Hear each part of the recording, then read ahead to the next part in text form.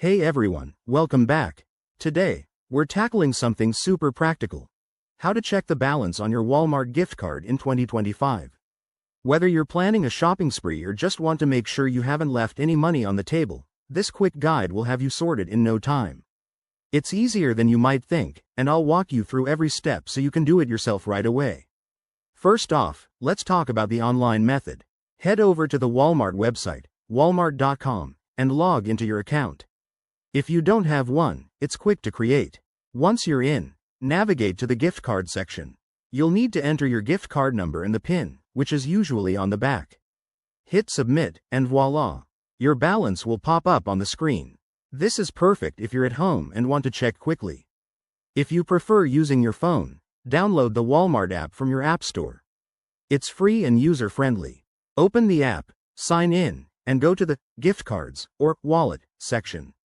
Add your gift card by entering the details, and you'll see the balance right there. Pro tip: the app often updates in real time, so it's great for on-the-go checks. Not a fan of tech? No worries, you can do this in store. Just visit any Walmart location and head to the customer service desk.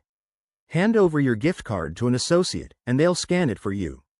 It's that simple. For those who like a personal touch, this method is ideal. Lastly, if you're away from a computer or store, use the phone option. Call Walmart's gift card balance line at 1-888-924-6468. Follow the automated prompts, enter your card number and PIN, and you'll hear your balance. Remember, these methods might have slight variations based on updates in 2025, so always double-check the official Walmart site for the latest info. There you have it, 4 easy ways to check your Walmart gift card balance.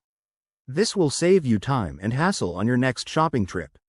If you found this helpful, give it a thumbs up, subscribe for more tips, and let me know in the comments if you have any questions. Thanks for watching, and see you in the next video.